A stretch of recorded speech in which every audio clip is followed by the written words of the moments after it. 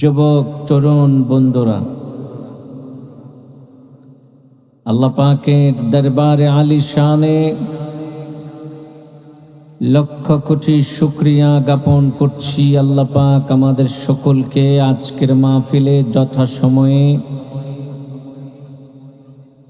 আসার তৌফিক দান করেছেন, তাই আমরা অন্তরের অন্তঃস্থল থেকে পড়ছি আলহামদুলিল্লাহ।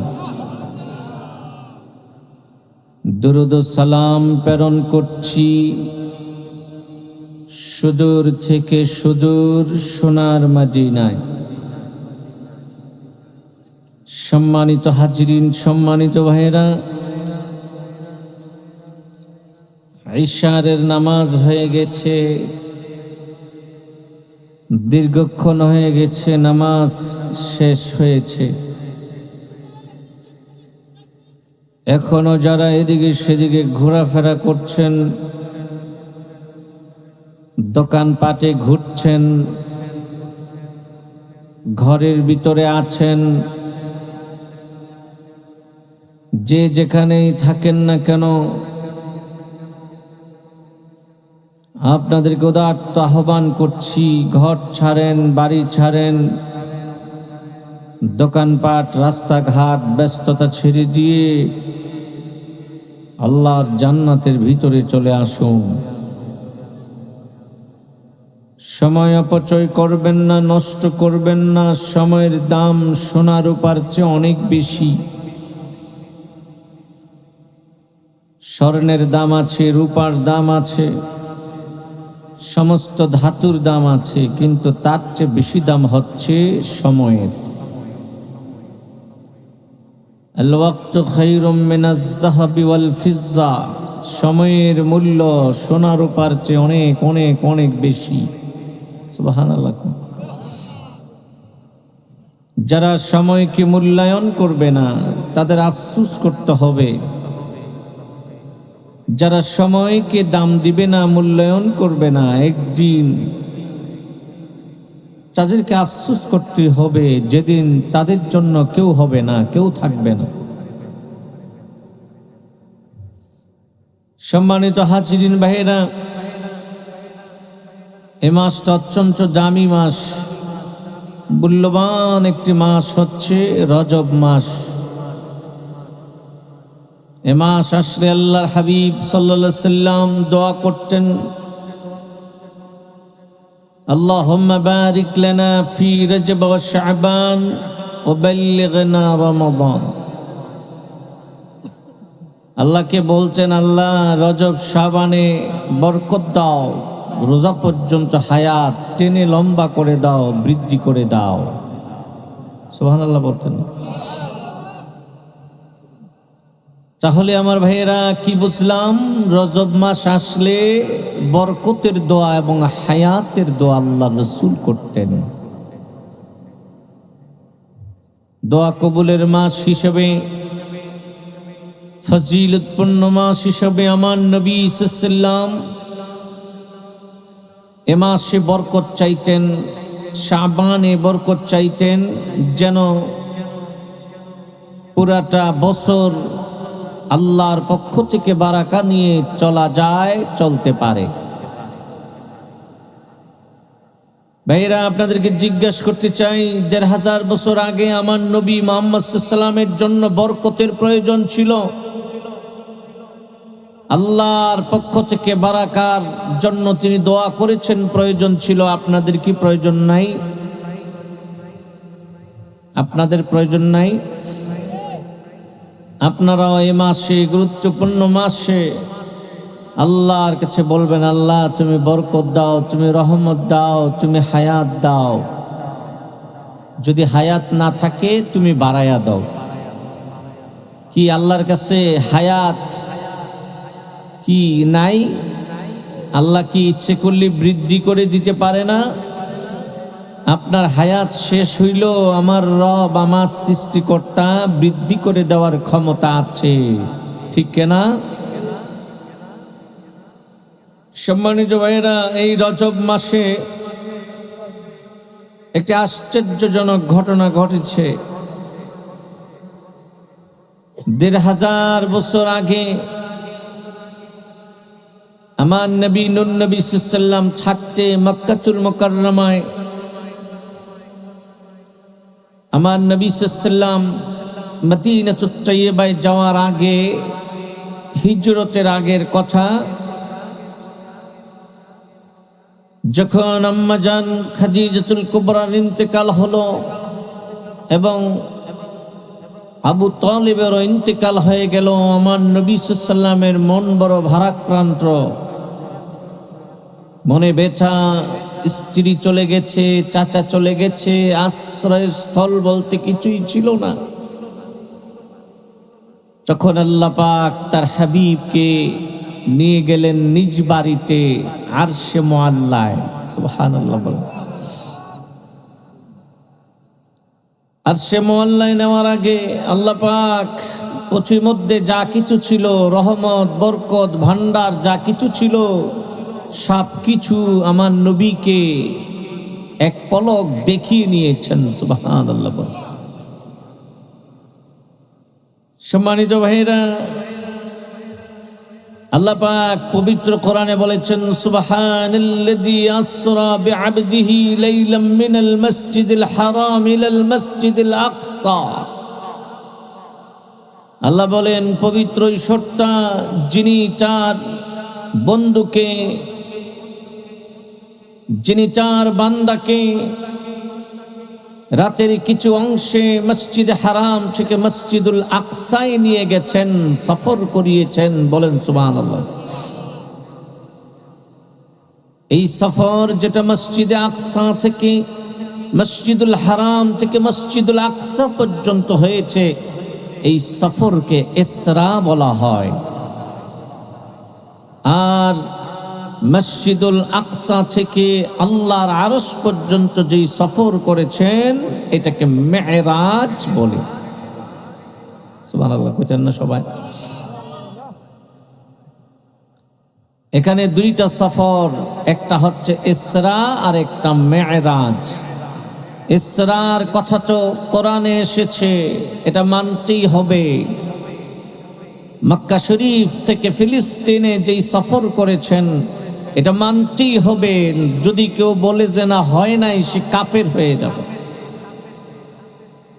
আর যদি কেউ বলে যে আল্লাহর সাথে মুহাম্মদ সাল্লাল্লাহু আলাইহি ওয়াসাল্লামের দেখা হয় নাই, আর সে মুআল্লায় যায়া সে ফাসিক হয়ে যাবে। সম্মানিত ভাইয়েরা, আল্লাহর হাবিব ছিলেন হাতিমে কাবায়।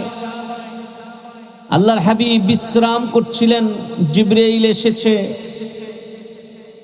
জিবরাইল আমিন দুনিয়ায় আসার পরে দেখলেন যে ঘরের ভিতরে শুয়ে আছে, বিশ্রাম করছেন। জিবরাইল আমিন ঘরের ভিতরে প্রবেশ করলেন, অদ্ভুতভাবে ছাদের উপর দিয়ে প্রবেশ করলেন এবং আমার নবী মুহাম্মদ সাল্লাল্লাহু আলাইহি ওয়াসাল্লামকে ঘুম থেকে ধাক্কা দিয়ে জাগালেন না, হাত দিয়ে স্পর্শ করলেন না, বরং নিজের নূরের জিহ্বা দ্বারা রাসূল সাল্লাল্লাহু আলাইহি ওয়াসাল্লামের কদমের নিচে চাপতে লাগলেন। সুবহানাল্লাহ। আল্লাহর হাবিবের পায়ের তলায় জিবরিল আমিনের যখন নরম তুলতুলে জিহ্বাটা, নূরের জিহ্বা লেগেছে, ঘুম ভেঙে গেছে। হালকা পাতলা ঘুম ছিল আমার নবীর। সুবহানাল্লাহ বলেন। ঘুম ভেঙে গেছে আমার নবীর। আমার হাবিব কি জিবরিল আমিন ছাদের উপর দিয়ে কাবার চত্বরে নিয়ে গেছেন। সেখানে জমজম কূপের পাশে, জমজম কুয়ার পাশে শাক্কে সদর করেছেন, সিনা চা করেছেন। কুদরতি অপারেশনের মাধ্যমে আল্লাহর সাথে দিদারের যত প্রকারের শক্তির প্রয়োজন, সব শক্তি ঢুকিয়ে দিয়েছেন। বলেন সুবহানাল্লাহ। সেখান থেকে আল্লাহর হাবিবকে বোরাকের উপরে নিয়ে, সেখান থেকে বাইতুল্লাহ থেকে, মসজিদুল হারাম থেকে মসজিদুল আকসা, তার মানে বর্তমান ফিলিস্তিনে নিয়ে গেছেন। মধ্যখানে অনেক ঘটনা ঘটেছে, অনেক কিছু হয়েছে, অনেক কিছু দেখেছেন। ইবলিস শয়তানকে দেখেছেন, দুনিয়ার আকৃতি দেখেছেন, অনেক নবী রসুল আল্লাহর হাবিবকে সালাম দিয়েছেন। আল্লাহর হাবিব সাল্লাল্লাহু আলাইহি ওয়াসাল্লাম মুসা, ঈসা, ইব্রাহিমের সালামের জবাব দিয়েছেন। পথিমধ্যে মদিনাতুত তাইয়্যিবায় নেমেছেন, 2 রাকাত নামাজ পড়েছেন। পথিমধ্যে মিশরের তুরে সিনায় নেমেছেন, 2 রাকাত নামাজ পড়েছেন। বাইতুল লাহাম নেমেছেন, 2 রাকাত নামাজ পড়েছেন।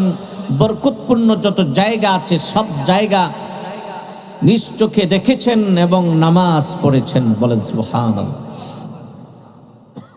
তারপরে পথিমধ্যে সমস্ত গুনাহের যে আযাব, এই আযাব কিভাবে দেওয়া হচ্ছে, নামাজি বেনামাজি যারা আছে তাদেরকে কিভাবে আযাব দেওয়া হচ্ছে, সুদখোর, ঘুষখোর, গাঁজাখোর, মদখোর, তাদেরকে কিভাবে আযাব দেওয়া হচ্ছে আল্লাহর হাবিব দেখেছেন। আবার অন্যদিকে যারা নামাজ পড়ে, রোজা রাখে, হজ করে, যাকাত দেয়, যারা আল্লাহর কথা মানে, নবী রাসূলদের তরিকা মতো চলে, তাদেরকে আল্লাহ পাক কিভাবে আরাম আয়েশে রেখেছেন এটাও তিনি নিজ চোখে দেখেছেন। সুবহানাল্লাহ।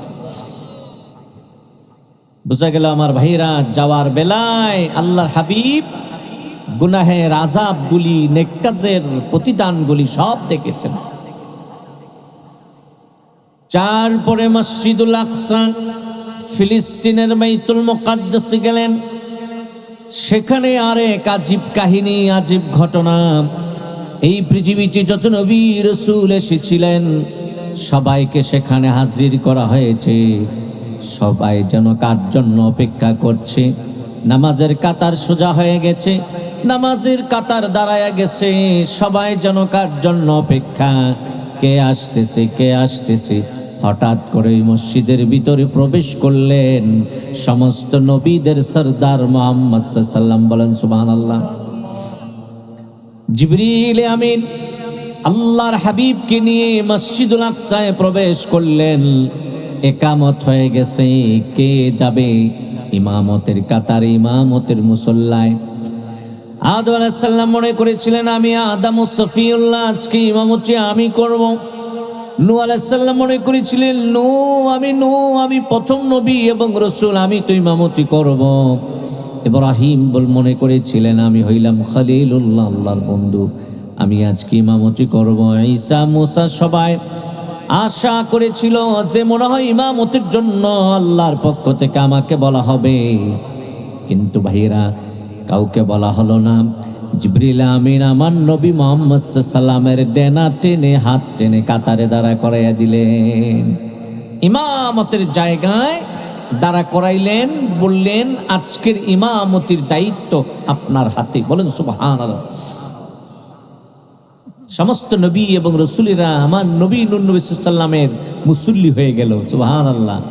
ইমামুল মুরসালিন হয়ে গেলেন, সমস্ত মুরসালিনদের ইমাম হলেন রাহমাতুল লিল আলামিন। বলেন না সুবহানাল্লাহ। সম্মানিত ভাইয়েরা, সম্মানিত হাজিরিন, সেখানে আল্লাহর হাবিব নূর নবী সাল্লাল্লাহু আলাইহি ওয়াসাল্লামের সাথে সমস্ত নবী রাসূলদের সাথে পরিচয় হলো। আদমের সাথে পরিচয়, মুসা, ঈসা, লক্ষ লক্ষ নবী এবং রাসূলদের সাথে পরিচয় হয়েছে। সুবহানাল্লাহ।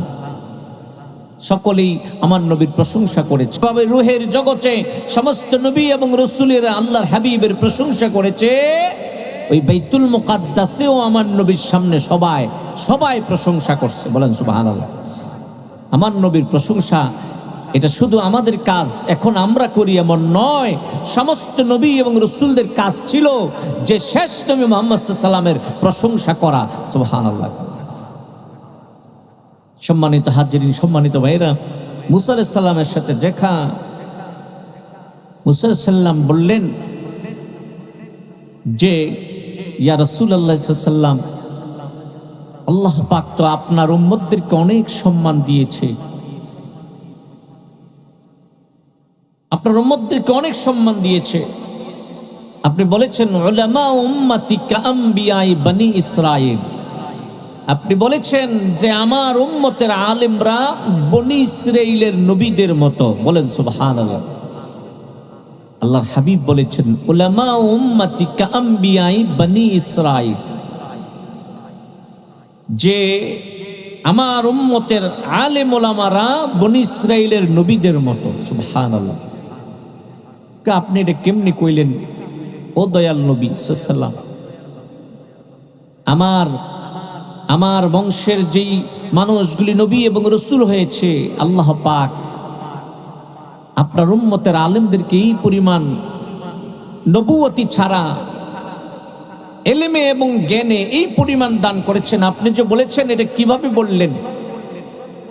ভাইরা, কিতাবের মধ্যে কথাটা এসেছে, আল্লাহর হাবিব সাল্লাল্লাহু আলাইহি ইমামে গাজ্জালী রহমাতুল্লাহি আলাইহিকে রূহের জগৎ থেকে মুসা নবীর সামনে হাজির করলেন। সুবহানাল্লাহ বলবেন। ইমামে গাজ্জালীকে রূহের জগৎ থেকে হাজির করলেন।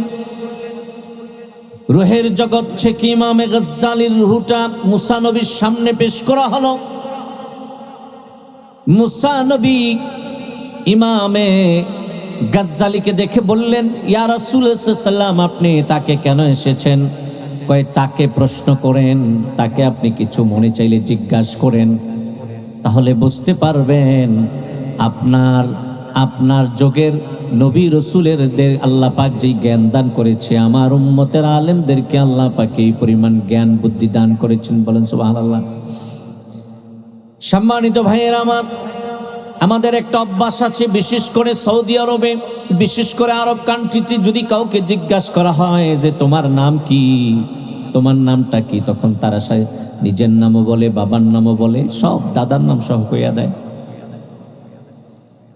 মুসা আলাইহিস সালাম ইমামে গাজ্জালীকে প্রশ্ন করলেন যে তোমার কি প্রশ্ন করব, রূহের জগৎ থেকে আসছো, তোমারে ছোট্ট একটা প্রশ্ন করি যে মুহাম্মদ সাল্লাল্লাহু আলাইহি ওয়াসাল্লামের উম্মত তোমরা জিগাইলে একটা তোমরা কইয়া লাও, বেশি কয়েকরে বেশি কইয়া লাও, তোমরা জিগাইছে তোমার নাম, বাহের নাম, দাদার নাম কোন দরকার আছে নাকি? এই কাজটা তোমরা কি লেগা করো? তখন ইমামে গাজ্জালী রূহের জগৎ থেকে তাকে উত্তর দিলেন, ও মুসা, আল্লাহ পাক তো আপনাকে প্রশ্ন করেছিল, মা তিলকা বিয়ামিনিকা ইয়া মুসা, আল্লাহ আপনাকে প্রশ্ন করেছিল, মুসা তোমার ডান হাতে কি? আপনি শুধু যদি বলতেন শেষ হয়ে যাইত কথা, ইয়া আসায়া, একটি মাত্র শব্দ দিয়ে আপনি উত্তর দিতে পারতেন যে হিয়া আসায়া, এটা হলো লাঠি, বাস, উত্তর শেষ। আল্লাহ জিজ্ঞাসে হাতি কি, উত্তর শেষ, ইয়া আসায়া। তারপরে আপনি লম্বা এই কথা কেন শুরু করলেন? আতাওয়াক্কাউ ফিহা ওয়া আহুশু বিহা আলা গানামি ওয়ালিয়া ফিহা মাআরিব উখরা। আল্লাহ আপনাকে জিজ্ঞাসে যে তোমার হাতে কি, আপনি হাতে কি এটা তো কইছে নেই, তারপরে এটা দিয়ে কি কাম করেন? আপনি বকরির জন্য আপনি যে ঘাস পাতা পারেন গাছ থেকে, আপনি এটার মধ্যে টেক দিয়ে দাঁড়ান, আরো অনেক কাজ আছে, এত কিছু তো আল্লাহ জিজ্ঞাসে না। আপনি এটা কি লিগে কইছিলেন বলেন? আপনি যে লিগে কইছিলেন, আমরাও এর লিগা আমাদের পরিচয়, আমাদের বাবার পরিচয় সব দিয়ে দিই, এক কথায় সব কিছুর উত্তর হয়ে যায়। বলেন সুবহানাল্লাহ। ভাইরা আমার, সম্মানিত হাজিরিন, আল্লাহ পাক এই উম্মতের আলেমদেরকে কি পরিমাণ মর্যাদা দান করেছে যে আল্লাহর হাবিব বলেছেন, উলামা উম্মতি কাম্বিয়াই বনি ইসরাইল, বনি ইসরাইলের নবীদের মতো আল্লাহ পাক সম্মান নসিব করেছেন, তবে নবুয়তি দেয় নাই। সম্মানিত ভাইরা, সম্মানিত হাজিরিন, ওই বাইতুল মুকাদ্দাসে সমস্ত নবী রসুলদের সাথে কথা হয়েছে। মুসা নবীর সাথে যেভাবে একটু আমি বললাম না, একটু বেশি কথা হয়েছে। অনেক নবী রসুল যারা ছিলেন তাদের সাথে বিভিন্ন বিষয়ের উপর আলোচনা হয়েছে। ইউসুফের সাথে আলোচনা হয়েছে, ঈসার সাথে আলোচনা হয়েছে, পিতা ইব্রাহিমের সাথে আলোচনা হয়েছে, আদমের সাথে আল্লাহর হাবিবের লম্বা চূড়া আলোচনা হয়েছে। বলেন সুবহানাল্লাহ। আলোচনার পরে আল্লাহর হাবিবকে দুধ দেওয়া হলো, মধু দেওয়া হলো, তারপরে শরবত দেওয়া হলো। আল্লাহর হাবিব সাল্লাম দুধ গ্রহণ করলেন, পুরাটা গ্রহণ করলেন না, অর্ধেক গ্রহণ করলেন। জিবরিল আমিন বললেন, ইয়া রাসূলুল্লাহ সাল্লাম, ও দয়াল নবী, আপনি অর্ধেক কেন গ্রহণ করলেন? যদি পুরাটা গ্রহণ করতেন আপনার সবগুলি উম্মত জান্নাতে যাইতে পারত। বলেন সুবহানাল্লাহ। কয় তাইলে এখন দাও, আমি পান করি পুরাটা। কয় না, এখন নিলে হবে না, যতটুকু সুযোগ ছিল এই সুযোগ শেষ হয়ে গেছে। এখন তারা যদি আমল করে কামল করে তারা বেহেশতে যেতে পারবে। সম্মানিত হাজিরিন, আল্লাহ পাক এই মাসে তার হাবিবকে মক্কাতুল মুকাররমা থেকে ফিলিস্তিন, এখন বর্তমানে ফিলিস্তিন, আপনারা নাম শোনেন না? ফিলিস্তিন কথা বলে না, এই ফিলিস্তিনের মধ্যে যে মসজিদ আছে, যেটা আজকে ইহুদিদের দখলে, যেটা মুসলমানদের সম্পদ ছিল, ওই মসজিদে আল্লাহর হাবিব সাল্লাল্লাহু আলাইহি ওয়াসাল্লাম ইমামতি করেছেন। ফিলিস্তিন আমাদের সম্পদ, মুসলমানদের সম্পদ, বাইতুল মুকাদ্দাস মুসলমানদের সম্পদ, ঠিক কিনা? আজকে তা কাফের মুশরিকদের হাতে চলে গেছে। একদিন এমন আসবে, সেদিন বেশি দেরি নয়, ইমাম মাহদী আসবে, সেটা আবার আমাদের দখলে চলে আসবে বলুন ইনশাআল্লাহ। আল্লাহ যেন কবুল করে মঞ্জুর করে, বলেন আমিন। আল্লাহ পাক পবিত্র কোরআনে বলেছেন, সুবহানাল্লাযী আসরা বিআবদিহি লাইলাম মিনাল মাসজিদিল হারামি ইলাল মাসজিদিল আকসাল্লাযী বারাকনা হাওলাহু। মসজিদে আকসা এমন একটা মসজিদ যেটা চতুর্দিকে বারাকা আছে, বরকত আছে। সবচেয়ে বড় বরকত হচ্ছে মসজিদুল আকসার চতুর্দিকে ৭০,০০০ নবী এবং রসুলদের মাকবারা, রওজা আছে। বলেন সুবহানাল্লাহ। আল্লাহ পাক অনেক কিছু তার হাবিবকে দেখিয়েছেন। শুধু তাই না, ওই যে চতুর্দিকে বরকত আছে, এই বরকতগুলি পর্যন্ত আল্লাহর হাবিব দেখেছেন। সেখান থেকে এই মসজিদুল আকসা থেকে আল্লাহর আরশে যাইয়া আল্লাহর সাথে দেখা করেছেন। বলেন সুবহানাল্লাহ। এই মাস রজব মাস, রসুলের সাথে আল্লাহর সাথে দিদারের মাস, প্রেম প্রীতির মাস, ভালোবাসার মাস। এ মাস হচ্ছে, এই রজব মাস হচ্ছে আল্লাহর বাড়িতে যাইয়া হাদিয়া স্বরূপ আমাদের জন্য নামাজ আনার মাস। সুবহানাল্লাহ। সুতরাং আমার ভাইরা, আসুন আমরা এই মাসে বেশি বেশি আমল করব। আল্লাহর হাবিব নিজেই তো অন্য মাস থেকে আমল বৃদ্ধি করে দিতেন, রহমত বরকতের দোয়া করতেন, হায়াতের দোয়া করতেন। আমরাও দোয়া করব। রাজি আছেন? এই রাজি, সবাই রাজি? আল্লাহ তুমি কবুল করো, মঞ্জুর করো, বলেন আমিন। বলুন আল্লাহুম্মা আমিন, বলুন আল্লাহুম্মা আমিন। দুরূদ শরীফ পড়েন, সাল্লাল্লাহু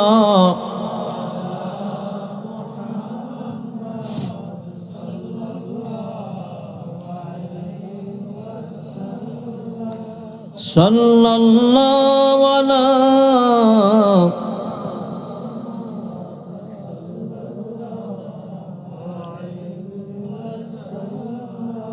ওগো নবী দয়াময়, উম্মতের লাগিয়া প্রাণ ঠান্ডা করে দিও, কাউসার বিলায়া। সাল্লাল্লাহু আলা সাল্লাল্লাহু আলাইহি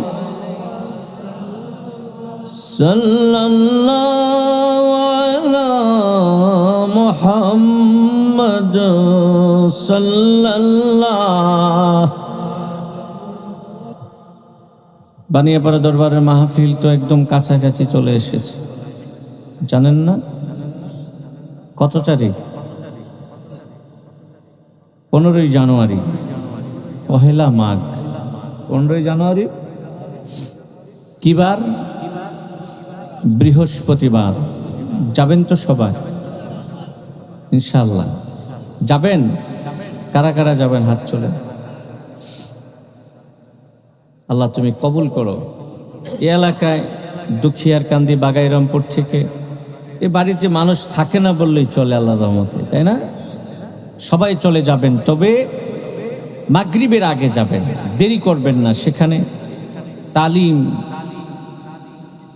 মুরাকাবা, মুশাহাদা, দোয়া, মুনাজাতে শরীক হবেন ইনশাআল্লাহ। হ্যাঁ, তালিম ফেল করা যাবে? আগে ভাগেই চলে যাবে না। শুধু একা যাইয়েন না, ভাই ব্রাদার যারা আছে সবারই নিয়ে যাবেন। যাবেন না ইনশাআল্লাহ? আল্লাহ যেন কবুল করে, মঞ্জুর করে, বলুন আমিন। আল্লাহুম্মা আমিন। ربنا ظلمنا أنفسنا وإن لم تغفر لنا وترحمنا لنكونن من الخاسرين رب ارحمهما كما ربياني صغيرا ربنا آتنا في الدنيا حسنة وفي الآخرة حسنة وقنا عذاب النار وادخلنا الجنة مع الأبرار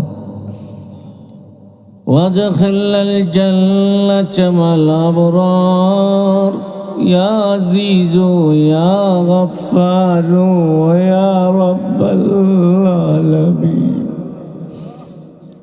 رب العالمين জান্নাতের বাগানে বৈশা দুখিয়ার কান্দের জমিন থেকে তোমার শাহী দরবারে হাত বাড়াইছি।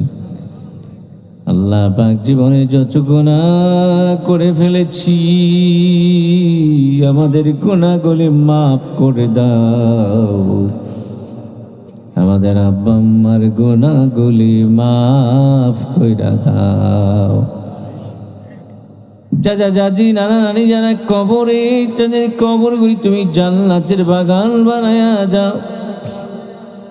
কাজ করে এই দুখিয়ার কান্দির জমিনের নিচে অন্ধকার কবরে যত মানুষ শুয়ে রয়েছে আল্লাহ তাদের কবরগুলি জান্নাতের বাগান বানায়া দাও। জানি না রে আল্লাহ কার কবরে আগুন আছে, কার কবরে জানি আযাব আছে রে, তুমি আগুন নিভাইয়া দাও, আযাব থাকলে বন্ধ কইরা দাও। রব্বুল আলামিন খাস করে ফরিয়াদ করি এই এলাকার অনেক যুবক ভাইয়েরা, এই এলাকার অনেক যুবক ভাইয়েরা প্রবাসী থাকে, আল্লাহ প্রবাসী সুখময় করে দাও। প্রবাসী তাদেরকে তুমি কষ্ট দিও না। আল্লাহ পাক মাইনুদ্দিন মিয়া তার ছেলের জন্য দোয়া চেয়েছে, আল্লাহ প্রবাসী আছে আল্লাহ তুমি সুখময় করে দাও। মাবুদ প্রত্যেকটা মুসলমানকে তুমি কবুল ও মঞ্জুর করো, ঈমানের সাথে রাখো। আল্লাহ পাক ঈমানি মৃত্যু আমাদেরকে নসিব করে দিও। অনেক মা বোনেরা হাত বাড়াইছে, মা বোনদেরকে রাবিয়া বসিমা চোয়ালি বানাইয়া দাও। মা বোনদের যত দুঃখ বেদনা আছে আল্লাহ তুমি মোচন কইরা দাও। আল্লাহ এই মাহফিলকে মঞ্জুর করো, মাহফিলের জন্য টাকা পয়সা বুদ্ধি পরামর্শ দিয়া যারা সাহায্য করছে আল্লাহ সাহায্যকে কবুল ও মঞ্জুর করো। রব্বুল আলামিন এই এলাকার মানুষগুলি বানিয়ে পাড়া দরবারের মাহফিলও যায়, অনেক সাহায্য সহযোগিতা করে, সবাইকে উত্তম প্রতিদান নসিব করে দাও, সবাইকে জাযায়ে নসিব করে দাও। বানিয়ে পাড়া দরবারের মাহফিলটাকে আল্লাহ জামিল খায়ের করে দাও, সহি সালামতি আল্লাহ তুমি জামিল খায়ের করে দাও। রব্বুল আলামিন কোন প্রাকৃতিক দুর্যোগের মধ্যে ফেলাইও না, প্রচন্ড শীত ঠান্ডার মধ্যে ফেলাইও না, সব কিছু নাতিশীতোষ্ণ করে দাও, সব কিছু তোমার হাতে সুপর্দ করলাম আল্লাহ। সহন পর্যায়ে সব কিছু নিয়ে আসো আল্লাহ, তুমি আল্লাহ সব বালা মুসিবত দূর করে দাও, রহমতের চাদরের ভিতরে রাখো আল্লাহ। হাজার হাজার লাখো মানুষ যাবে, সেই সালামতে তুমি যাওয়ার তৌফিক দিয়ে দাও।